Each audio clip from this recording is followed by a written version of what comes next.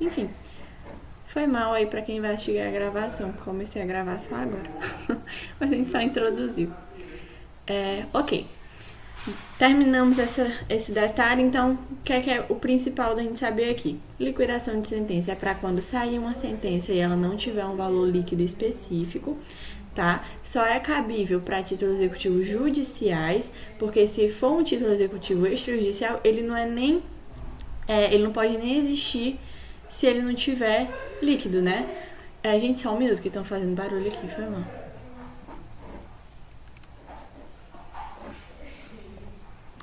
Gente, façam silêncio, por favor.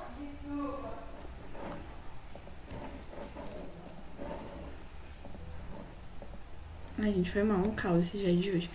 Tá. Vocês estão me ouvindo agora? Tá. Então, são 3 espécies de liquidação de sentença.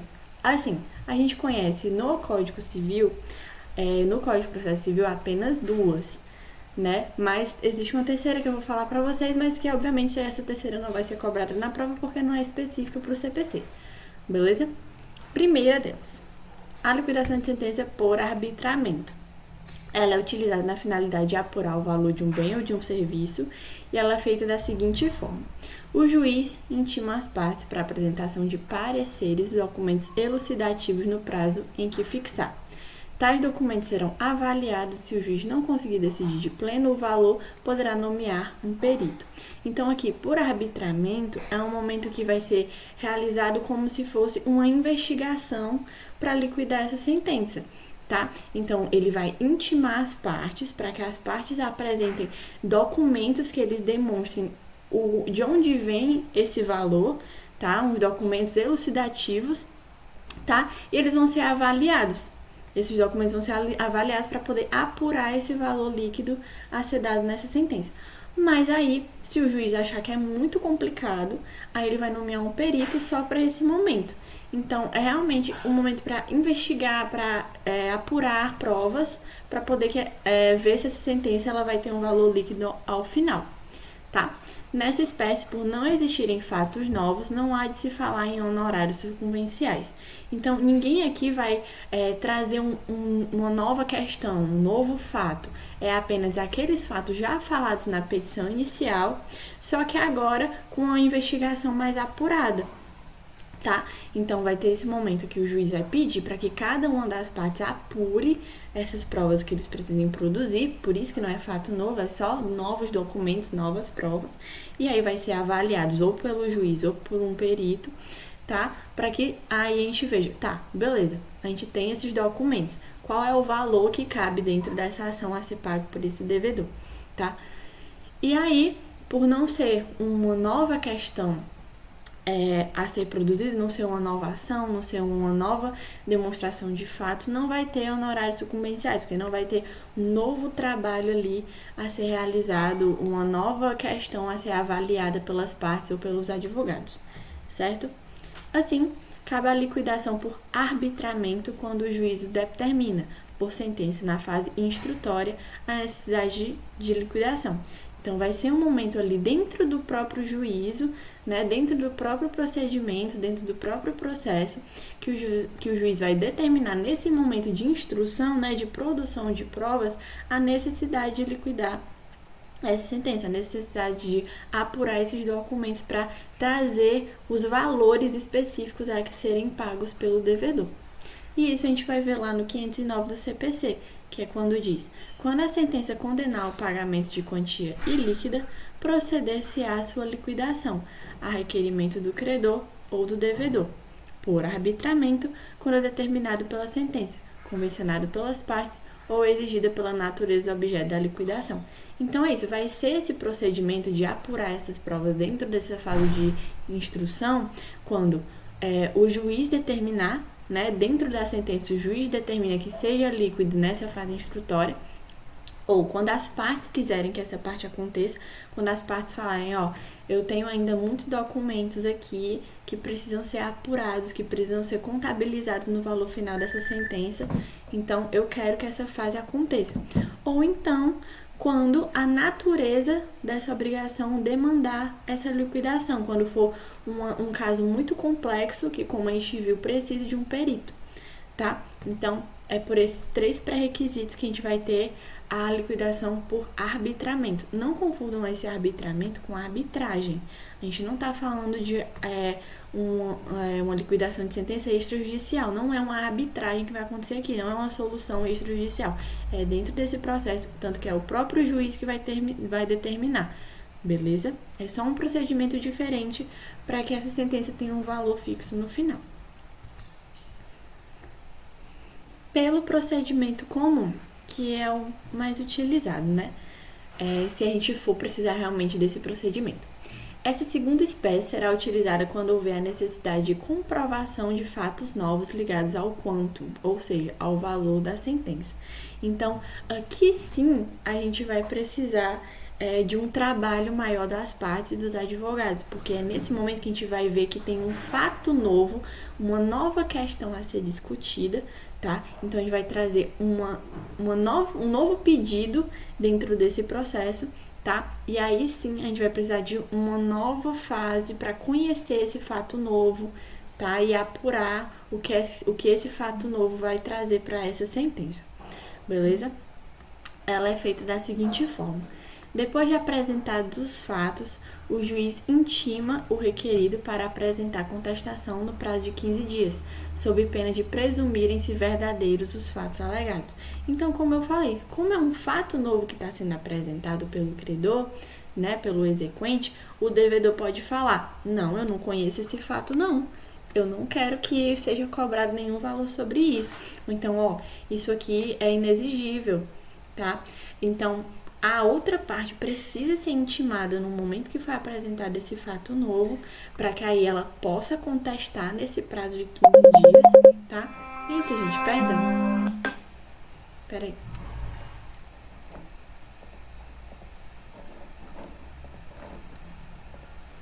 Chegou a água, viu?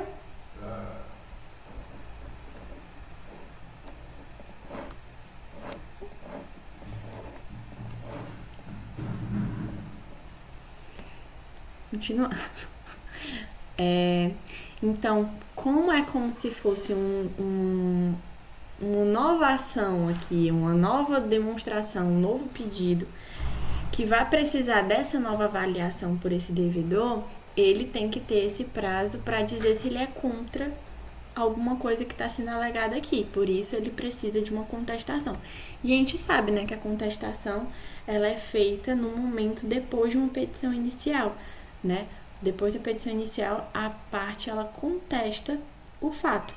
Então, é como se realmente fosse um novo procedimento, um novo pedido, uma nova petição que precise de uma contestação. Por isso que a gente fala que vai ser feita uma peça inaugural, tá? Uma nova petição inicial, praticamente, né? Só que é ainda sobre aquele processo. Eu não posso desvincular as coisas. Não é só porque é as mesmas partes que eu vou fazer uma peça inaugural, tá? Sobre um negócio que não tem nada a ver com aquele procedimento. Não, é uma peça inaugural, tá? Mas ainda é sobre aqueles fatos narrados na petição inicial, só que com um novo pedido, com um fato novo, beleza? As partes não podem discutir o mérito da ação de conhecimento que definiu a obrigação a ser executada. Então, mesmo eu abrindo uma peça inaugural, mesmo eu fazendo uma nova peça, uma nova petição, essa petição ela não pode rediscutir aquilo que já foi definido em sentença. Então, se o juiz falou, eu não vou condenar nenhuma parte a dano moral, vai ser apenas a dano material. Eu não posso usar essa peça da liquidação de sentença como se eu estivesse fazendo um recurso, como se eu estivesse falando, não, merece sim o dano moral, não concordo com a sentença, tem que ser dano moral e dano material, por isso eu quero que seja liquidado. Não é assim. A gente não vai rediscutir o mérito, a gente não vai rediscutir aqueles fatos que já foram apurados pelo juiz. O que a gente vai rediscutir aqui é um fato novo, um fato que o juiz não conhece, que a outra parte também não conhece, ou então ainda não tenha sido discutido no momento da petição inicial, tá? Então, eles não podem rediscutir o mérito que já foi conhecido, que foi definido por aquela obrigação, beleza? Mas, querendo ou não, é um novo procedimento. Por isso que a gente fala que esse procedimento ele vai ser protocolado e vai ser juntado ao processo que já se iniciou, tá? Porque ele vai ser corrido individualmente ao processo inicial, tá? Então, eu protocolo essa peça inaugural, só que aí ela vai ser linkada ao primeiro processo. Vai ser julgada em autos apartados, tá? Mas ela vai ser linkada ao primeiro processo, tá? É o que a gente chama de protocolo por distribuição. Ele vai ser distribuído ao primeiro processo, tá bom? Então, a gente vai ver essa espécie de liquidação no 509 também, só que no inciso 2º, que ela fala que quando a sentença condenar o pagamento de quantia ilíquida, proceder-se-á a sua liquidação a requerimento do credor ou do devedor pelo procedimento comum, quando houver necessidade de alegar e provar fato novo, tá? Então, qual é a parte importante dessa espécie aqui?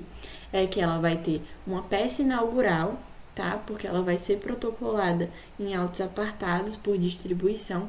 As partes não podem rediscutir o mérito da causa, tá? E precisa haver a alegação de um novo fato a ser discutido e ser apurado em liquidação, tá bom?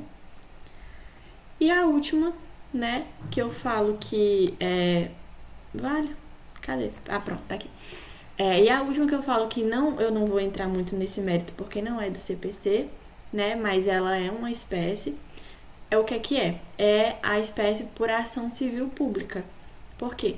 Porque ela tem uma decisão, né, também, só que ela não é proferida dentro de um juízo, né? Uma coisa mais administrativa, mas dentro da seara penal. Então, o que vai acontecer? Apenas o credor tem a legitimidade de pedir para propor, pois o devedor não tem como saber a extensão do dano causado. Então, aqui, como é uma ação civil pública, eles vão propor o quê? O credor ele vai ter legitimidade para dizer, eu tenho uma questão aqui que precisa ser liquidada, tá? Porque me causou um dano, tá? Ok, é civil, mas causou um dano ao devedor.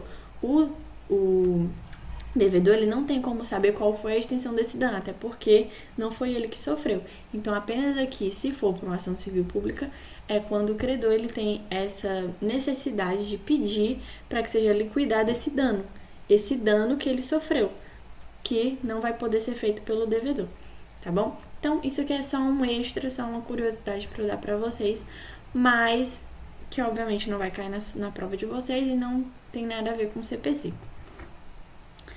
Qual é o procedimento para liquidar essa sentença? Vamos ver. A liquidação de sentença seguirá o disposto no artigo 6 do CNCGJ, 2020. Os pedidos de cumprimento provisório de sentença e os de liquidação de sentença provisória ou definitiva serão distribuídos pelo interessado por dependência ao processo de conhecimento.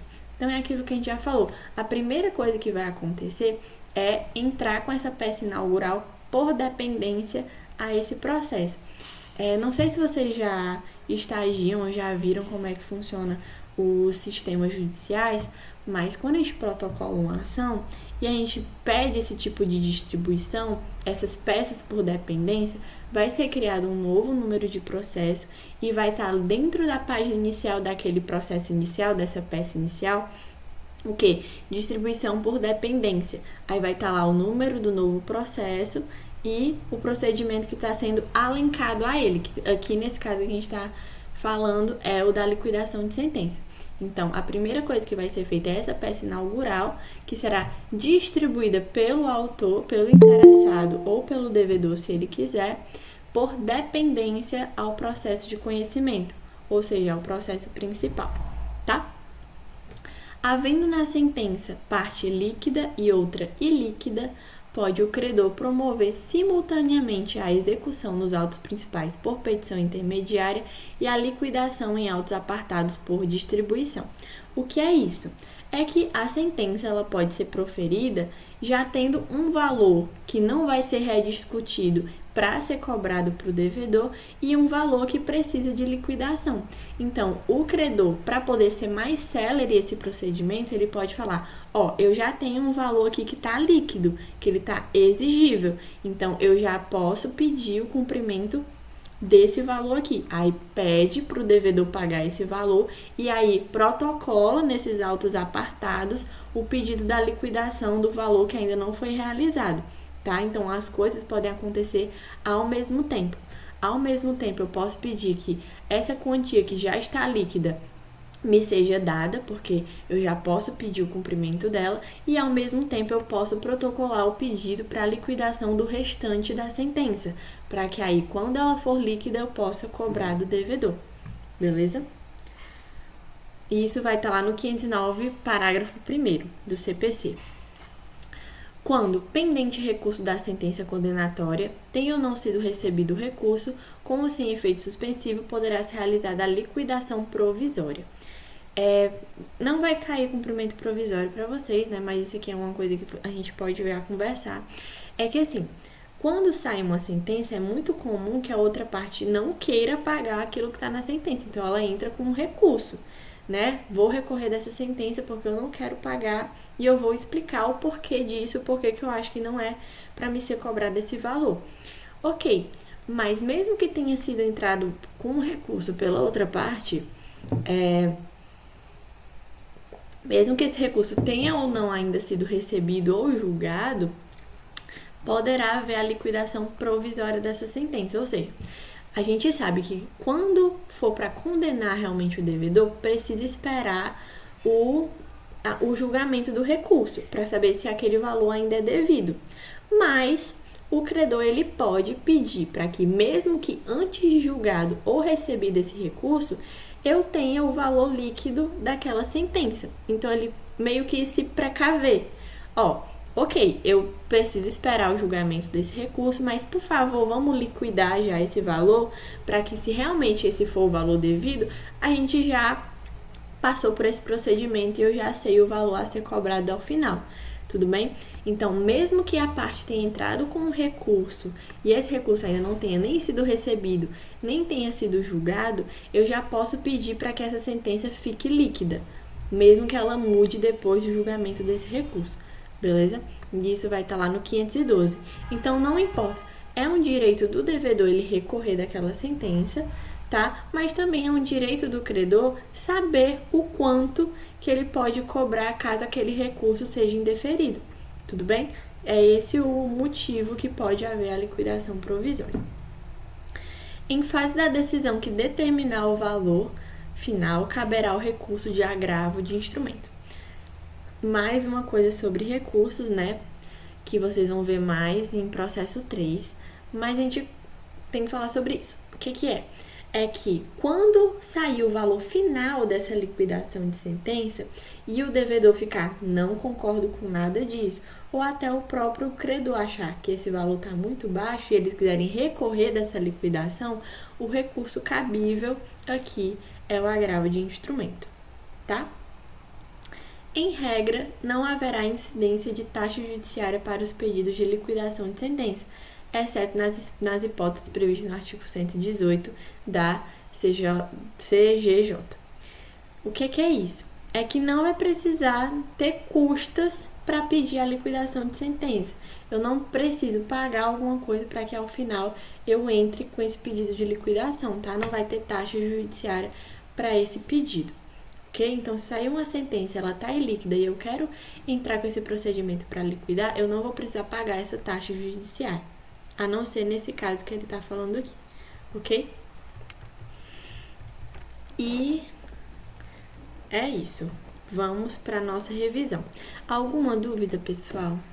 Sei que foi bem caótico e bem corrido, mas é porque eu quero realmente passar logo para a prova. Alguém tem alguma dúvida?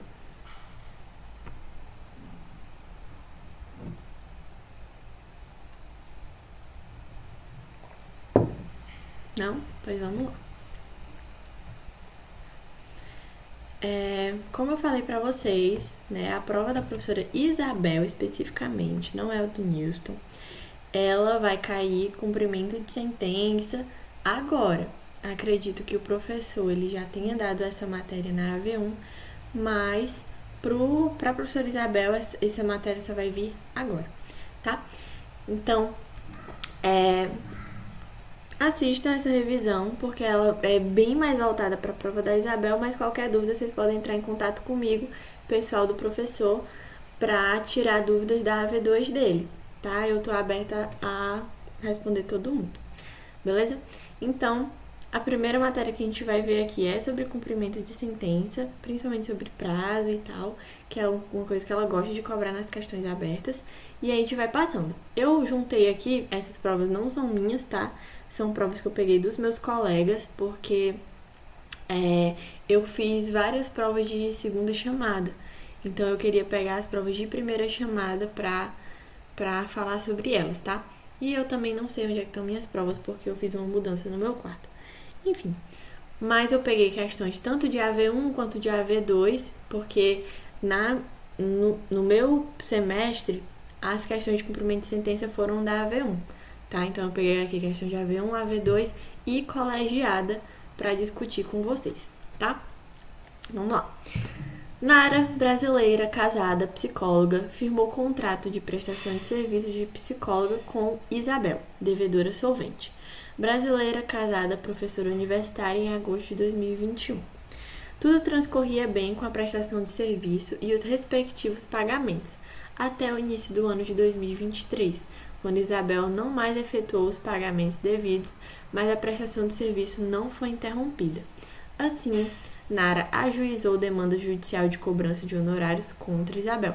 A sentença condenou a Isabel a pagar R$ 3.500 pelos serviços prestados.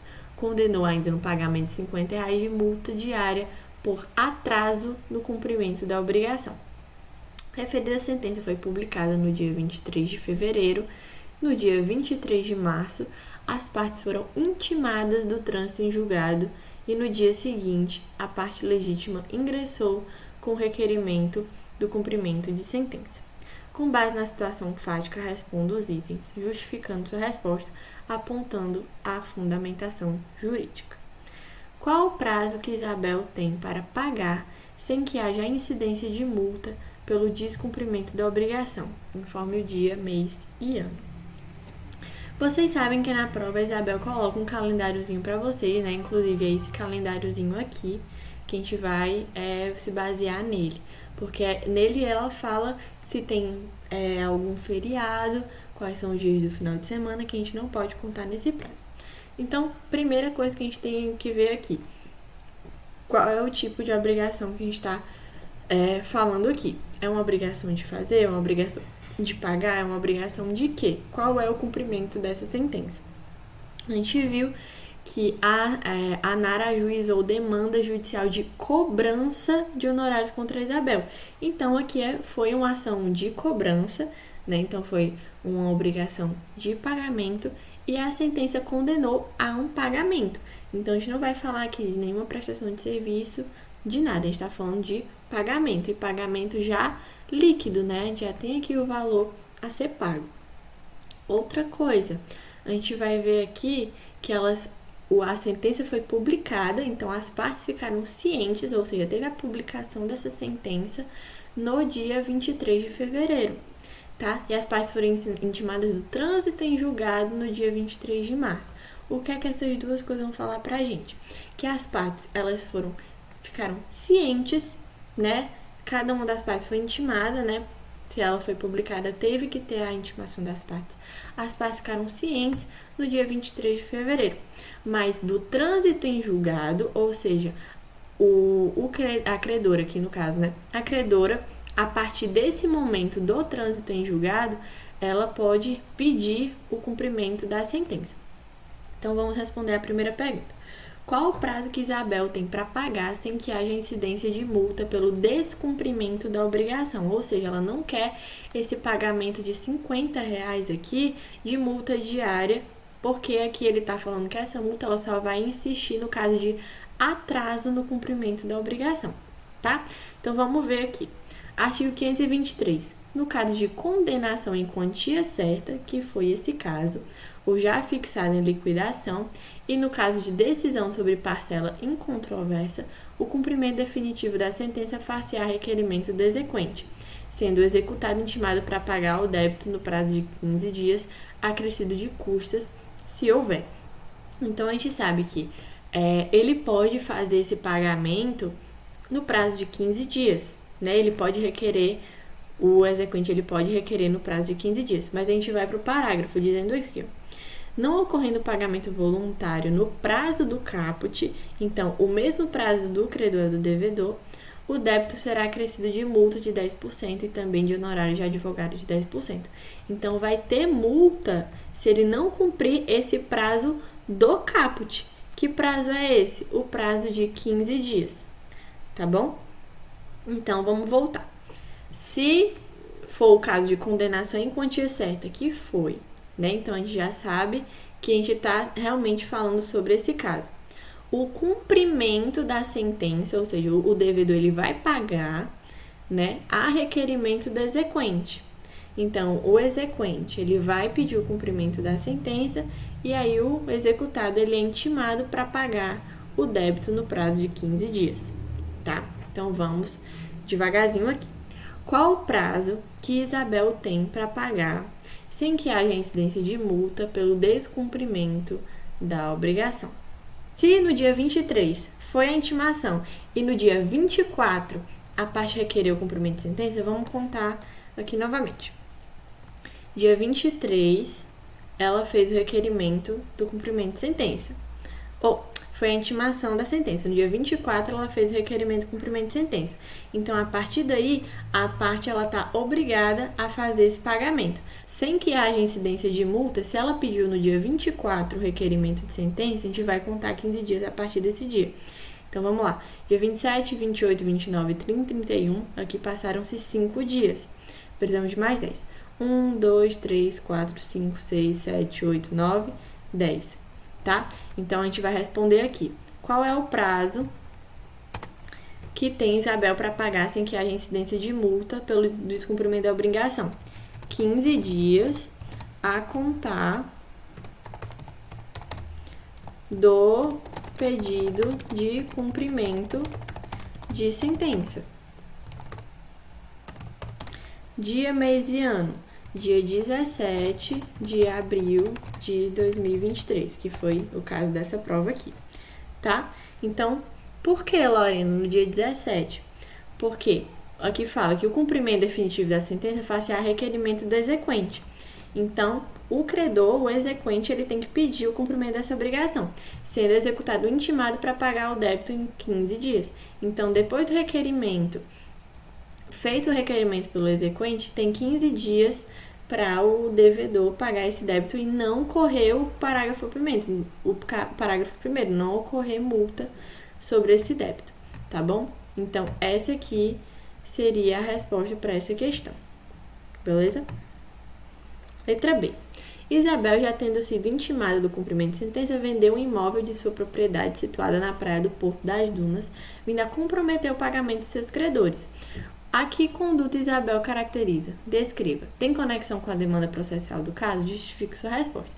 Aqui a gente sabe que é um caso claro de fraude à execução. Lorena, mas está falando aqui que ele comprometeu o pagamento dos credores. É fraude contra credores.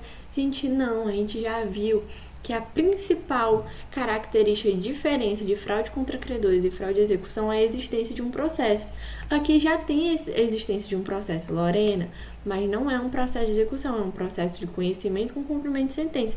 É um processo. A partir do cumprimento de sentença, a gente está executando aquela sentença, tá? Então, é uma fraude à execução daquela sentença.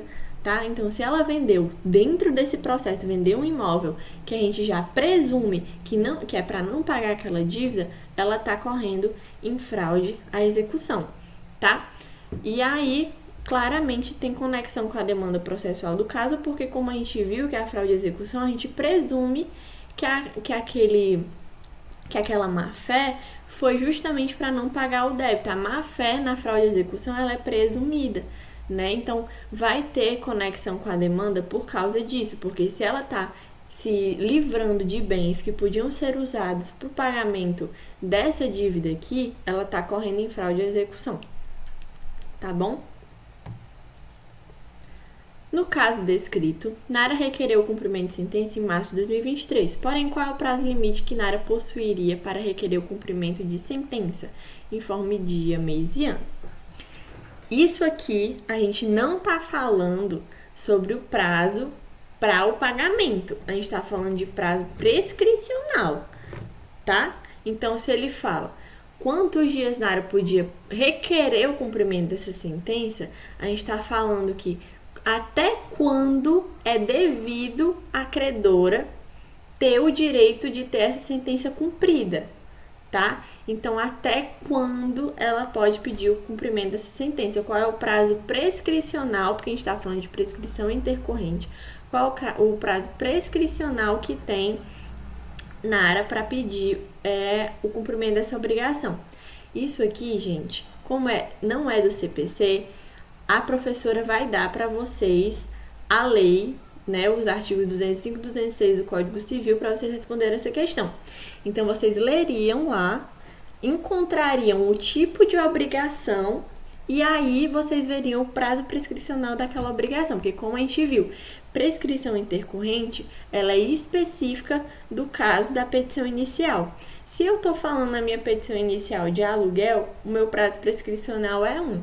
Se eu estou falando de uma ação de cobrança, meu prazo prescricional é outro. Se eu estou falando de cota de condomínio, meu prazo prescricional é outro. Então, lendo lá o artigo 206 e 205 do Código Civil, a gente vai ver, será que esse caso que eu estou falando nessa questão, ele tem um prazo específico? Aí a gente vai ver que o prazo prescricional incidente para ações de cobrança é de 5 anos, de acordo com o artigo 206, parágrafo 5º, inciso 1 do Código Civil. Então, lendo lá o artigo 206 do Código Civil, dá para ver lá. Para uma ação de cobrança a partir de um instrumento particular ou público, é de 5 anos o prazo prescricional, tudo bem? Então, a gente vê, qual foi o dia que ela foi intimada da sentença? Foi o dia 23 de abril, então, de 2023. Então, a gente vai contar 5 anos, 2023, 2024, 2025, 2026, 2027, 2028.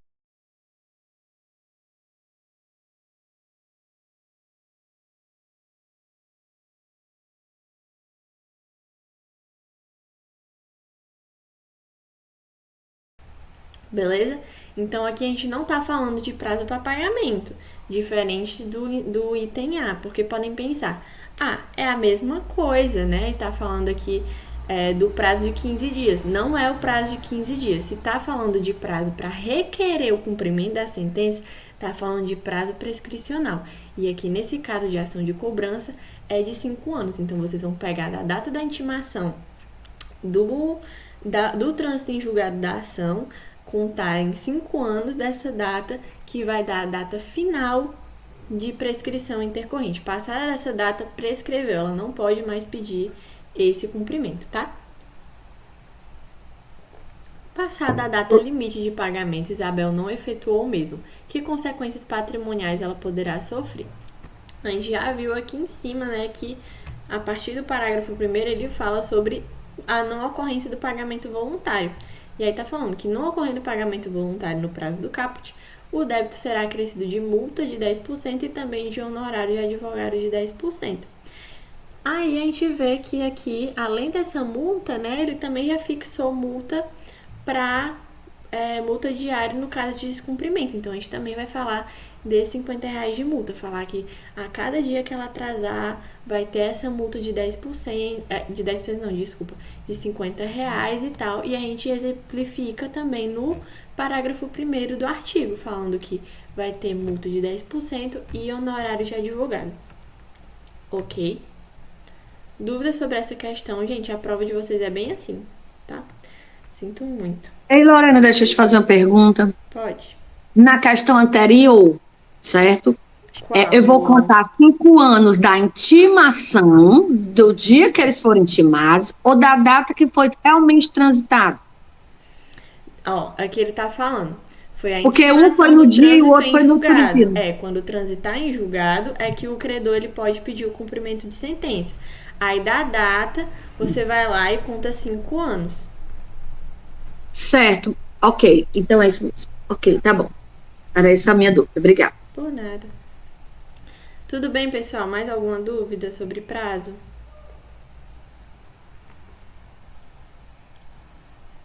Ok, vamos lá.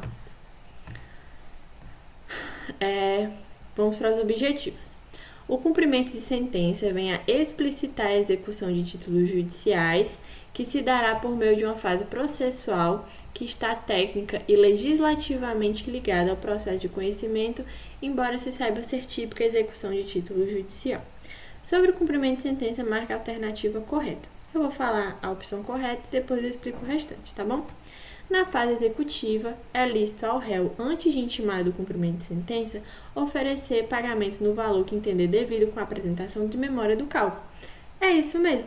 A gente já viu quando a gente estava estudando o cumprimento de sentença que tem o devedor essa liberdade para falar, estou aqui depositando em juízo esse valor que eu entendo correto por causa desse cálculo que eu fiz. Então, já paguei. Ele faz esse pagamento voluntário antes mesmo de ser intimado do cumprimento de sentença, ou seja, antes mesmo do credor pedir para que essa sentença seja cumprida, pode o devedor chegar lá e falar, tá aqui o valor e tá aqui a memória do cálculo, beleza?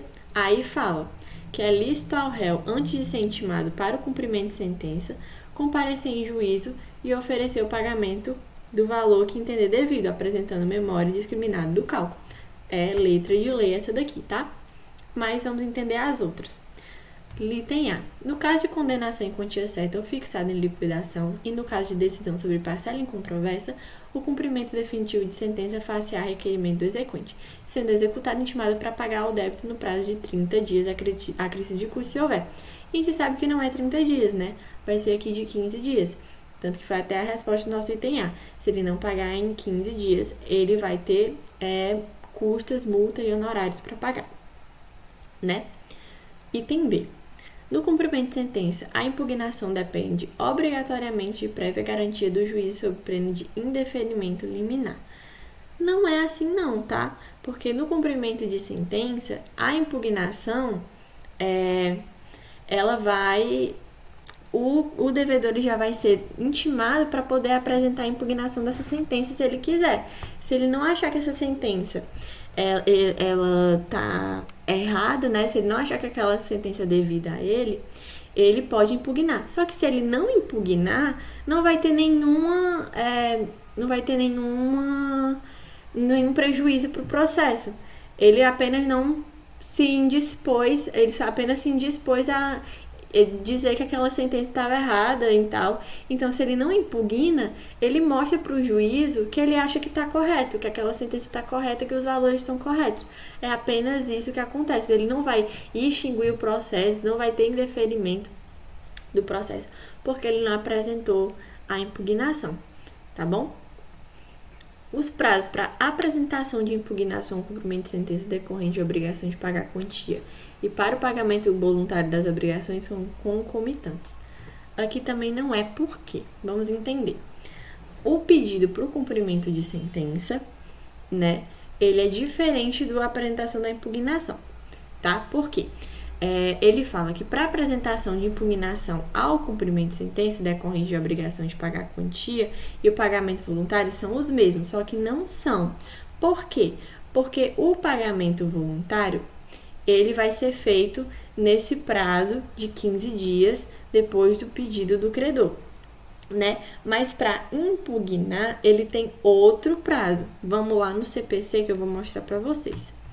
Isso, pronto, é isso mesmo.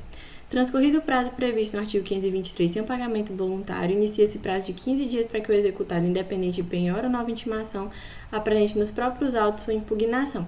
Então, é realmente isso. Obrigada, viu?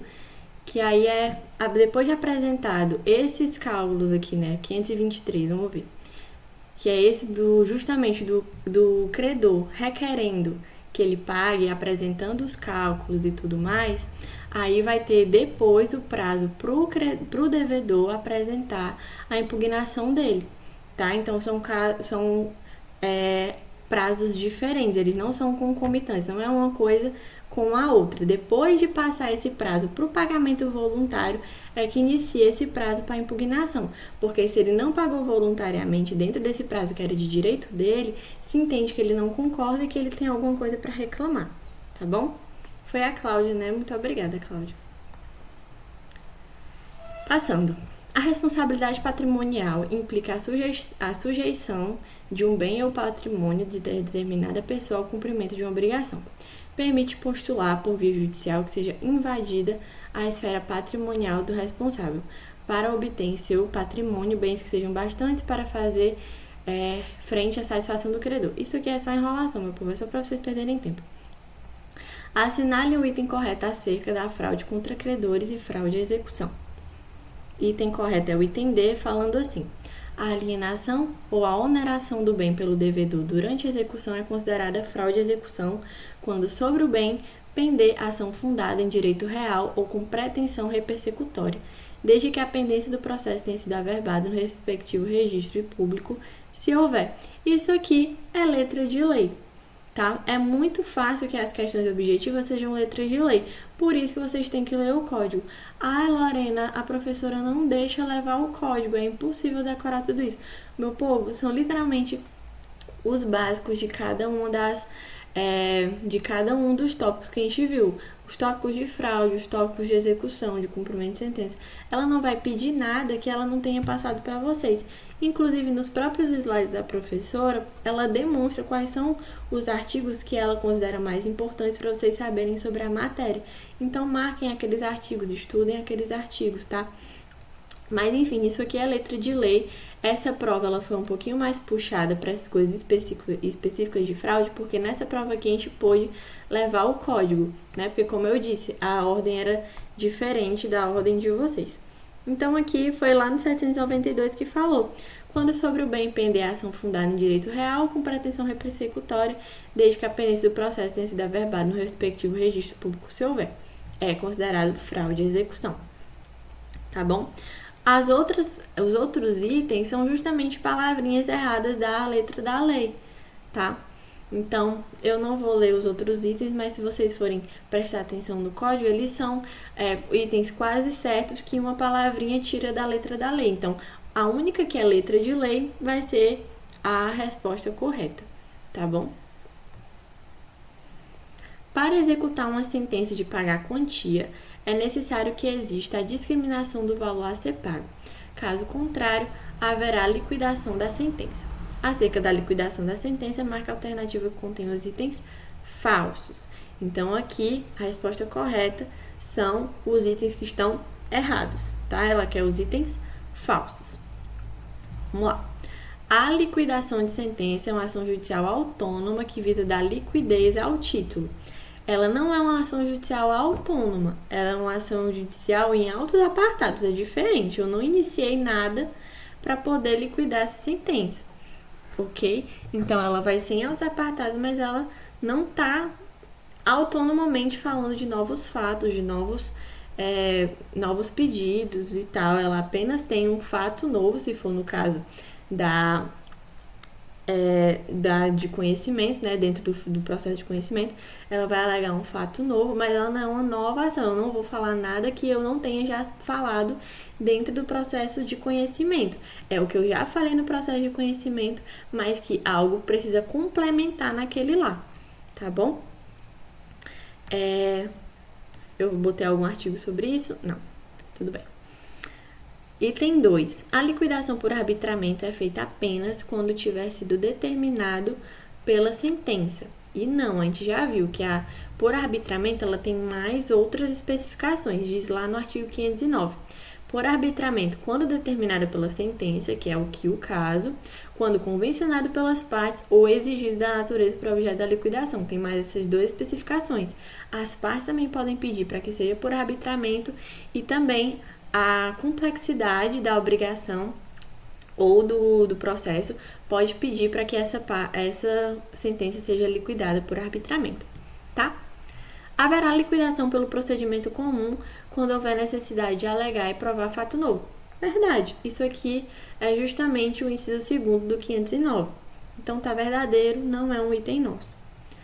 Poderá haver liquidação de sentença na pendência de recurso, que será em autos apartados e no juízo de origem. A gente já viu que isso também está verdadeiro, porque mesmo que tenha recurso pendente de ser apreciado, eu posso pedir a liquidação provisória da sentença, né? É permitido na liquidação de sentença discutir o mérito da questão para tentar mudar a sentença. A gente também viu que não.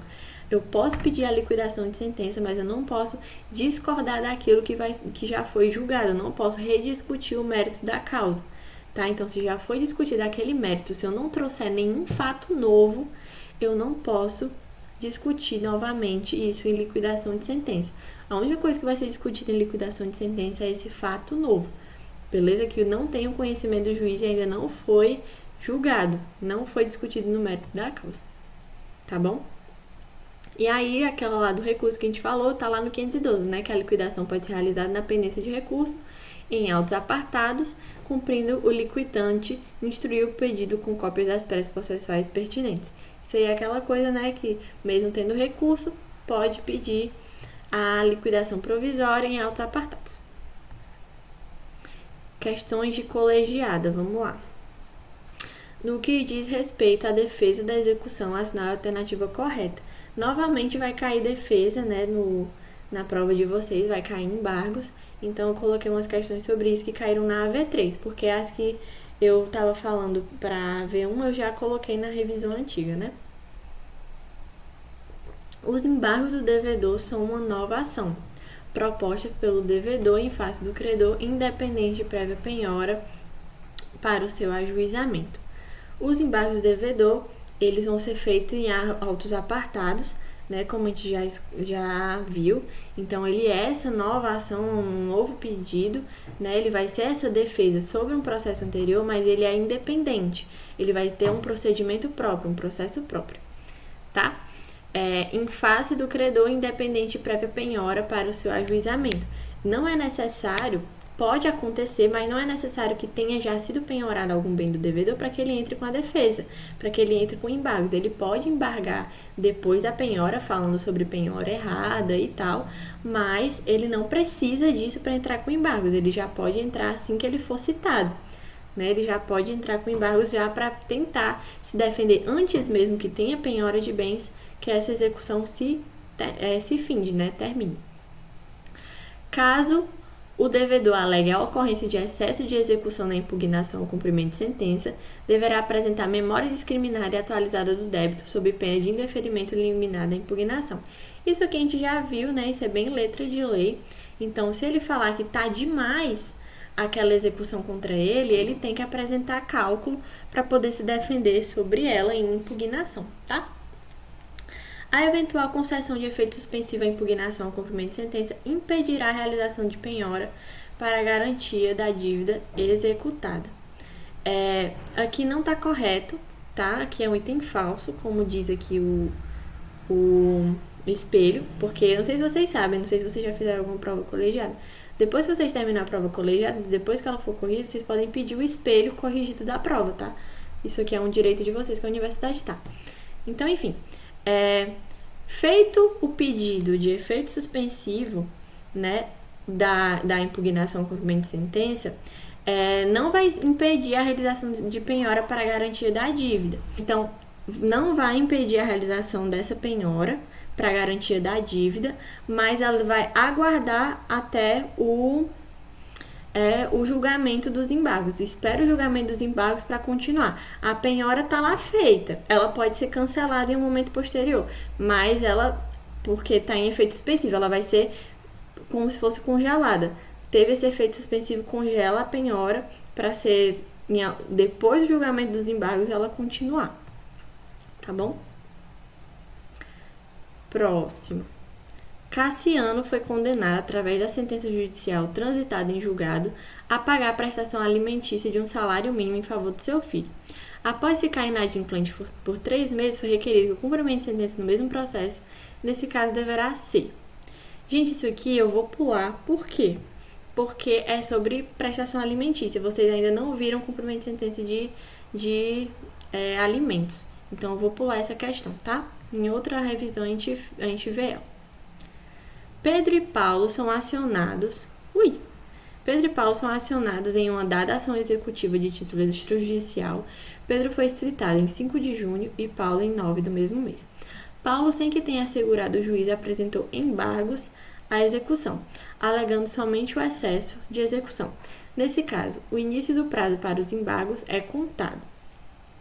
Aqui a correta é a letra B. Separadamente para executados a partir da juntada do respectivo comprovante de citação. Os embargos de Paulo serão liminarmente rejeitados caso ele não tenha apresentado na petição o valor que entende correto e o demonstrativo discriminado atualizado do seu cálculo. O que é isso aqui? A gente vai sempre lembrar que cada um dos embargos, eles são protocolados, se tiver mais de um devedor, eles são protocolados a partir da data da sua citação. Então, não é porque eu fui citado em um dia e a outra parte foi citada em outro, que a gente no mesmo dia tem que apresentar embargos. Não é assim. A data para eu apresentar embargos é a partir da data da minha citação e a do outro devedor é a da data da citação dele. Então, aqui está falando que Pedro foi citado em 5 de junho. Pedro pode apresentar embargos a partir de 5 de junho. E Paulo foi citado em 9 de junho. Então, ele vai apresentar embargos contando da data de 9 de junho. É a partir da sua citação, tá? E ele continua falando que não vão ser aceitos o alegado de do excesso de execução, porque ele não apresentou o memorial do cálculo. Então, eu só posso impugnar um pedido de execução se eu apresentar o cálculo falando, eu estou impugnando porque nesse cálculo está falando que esse valor não é devido a mim. Estou aqui apresentando, demonstrando, provando que tem um cálculo dizendo que esse valor é excessivo, que esse valor não me cabe, tá bom? É isso que esse item está falando. Davi celebrou um contrato escrito de compra e venda com Henrique. Nesse contrato, Henrique assumiu a obrigação de pagar a Davi um montante de 50 mil reais. Henrique não cumpriu sua obrigação. Em relação à responsabilidade que ocorre no processo de execução, assinale a alternativa correta. Aqui o correto é o item D. A responsabilidade de Henrique é exclusivamente patrimonial, não podendo ele ser preso porque não cumpriu a obrigação de pagar. Isso é até um princípio, né, que a gente viu lá na nossa AV1, que é aquele princípio da responsabilidade. Eu não posso, em nenhum momento, responsabilizar alguém por um valor de forma criminal, condenando a pessoa a ser presa, a não ser em caso de alimentos, que é o único caso que a gente tem. Então, se aqui não está falando de alimentos e é uma dívida patrimonial que ele precisa pagar e não pagou, eu só posso responsabilizar o patrimônio dele, eu não posso responsabilizar a pessoa, né? Então, a responsabilidade dele é exclusivamente patrimonial. Lendo os outros itens, fala o quê? A responsabilidade de Henrique é patrimonial, mas excepcionalmente ele pode ser preso. Não pode. Princípio da responsabilidade. A responsabilidade de Henrique é patrimonial, ou seja, qualquer bem do seu patrimônio, sem exceção, pode vir a ser expropriado. Não pode, a gente já viu no caso dos bens impenhoráveis. Somente os bens que Henrique possui na data em que a ação de execução for ajuizada podem ser expropriados no processo de execução. Também não, quando a gente estava estudando penhora, a gente viu que os bens futuros também estão sujeitos ao pagamento dessa dívida, né? Ana Maria foi intimada pelo meritíssimo juiz da terceira vara civil de Fortaleza para pagar o valor de 200 mil reais, em virtude da sentença condenatória transitada em julgado. Dentro do prazo de 15 dias, ela pagou a metade da dívida. Isso é importante, ela não pagou completamente, ela pagou só a metade, através de depósito bancário em favor do credor, tendo juntado aos autos do processo cópia do comprovante do depósito. Nesse caso, de acordo com o CPC, deve incidir multa de 10% e honorários advocatícios sobre 100 mil reais. Por que isso aqui é muito pegadinha? Porque ele vai falar especificamente lá do artigo 523 do parágrafo 2º, que todo mundo ignora, que é falado aqui. Efetuado pagamento parcial, que foi o caso, né, já que ela só pagou metade da dívida, o prazo previsto no caput e a multa, que é o que a gente está falando aqui, a multa e os honorários previstos no parágrafo 1º incidirão sobre o restante. Então, não é porque ela pagou parcialmente que a multa e os honorários vão ser sobre o valor total da causa. Não, é só sobre aquilo que ela não pagou, é sobre o restante. Então, aqui, ela foi condenada a pagar 200 mil reais, mas ela pagou metade. Então, ela pagou 100 mil reais. Então, a multa é de 10%, né? Porque é que ele tá falando aqui. E os honorários são sobre os 100 mil reais, que é os 100 mil reais que tá faltando. Então, é multa de 10%, né? Que é o que é falado aqui no artigo. E também honorários advocatícios, mas honorários advocatícios não sobre o valor total, mas sobre o valor que está faltando, sobre a outra metade que ela não pagou, que no caso é de 100 mil reais, tá?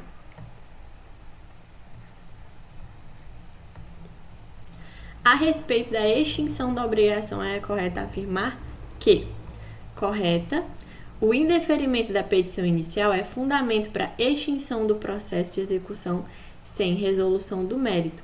Então, se a gente fala que a petição inicial está indeferida, ou então ela estava inepta e não teve complemento, enfim, não tem como continuar aquela execução a partir daquela petição inicial. Isso é fundamento para a extinção do processo, né? Porque está lá no artigo de extinção.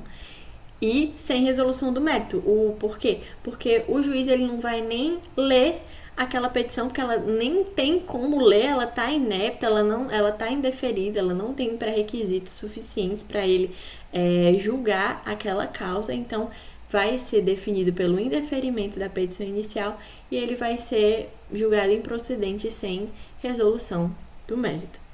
Tá bom? Continuando com os outros itens. Acordos firmados no âmbito do processo de execução e homologados pelo juiz não formam títulos executivos judiciais.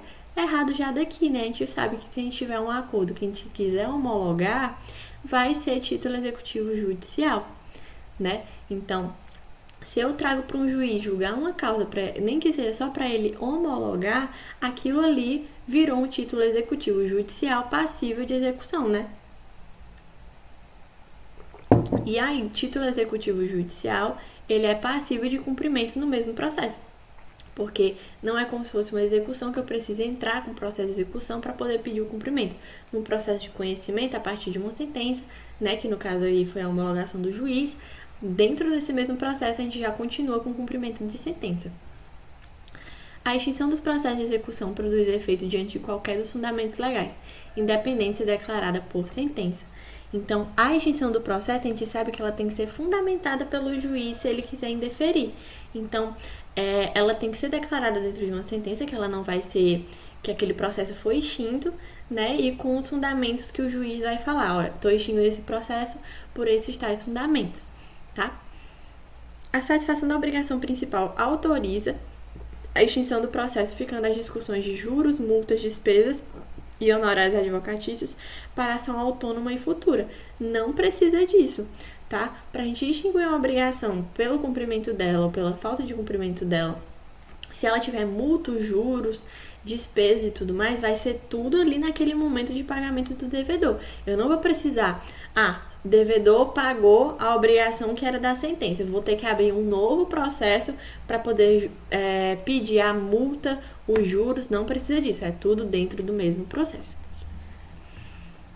E para a gente finalizar, nos casos em que seja proferida sentença ilíquida, da qual acha-se pendente julgamento de recurso apelatório, o executado, resposta correta, poderá promover a liquidação de sentença na pendência do recurso de apelação, independente dos efeitos em que venha a ser recebido o recurso interposto. É aquilo novamente que a gente já falou. Se tiver um recurso, não importa qual seja, correndo no momento que foi protocolada aquela execução, isso não me impede de pedir a liquidação de sentença. Enquanto está correndo aquele recurso, eu posso pedir a liquidação provisória, tá?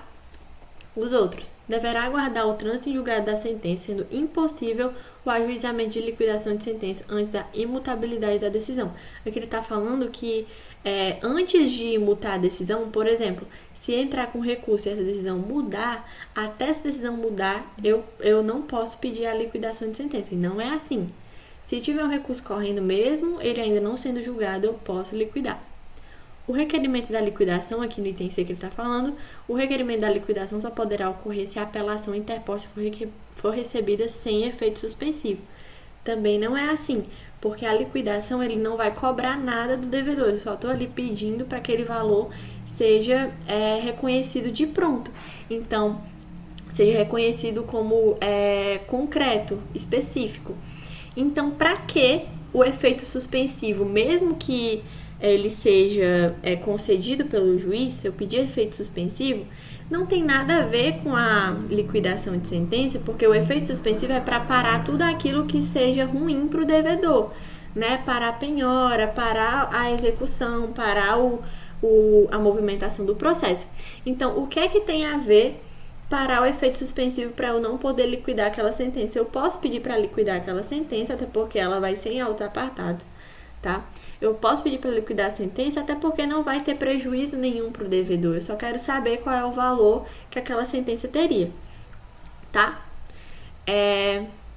Terá obrigatoriamente que aguardar o julgamento da segunda instância para requerer a liquidação de sentença em respeito ao princípio do duplo grau de jurisdição. É a mesma coisa dele falando de novo, que eu não posso pedir liquidação em caso de recurso, mas eu posso, tá? A gente já falou sobre isso. É isso, gente. Dúvidas?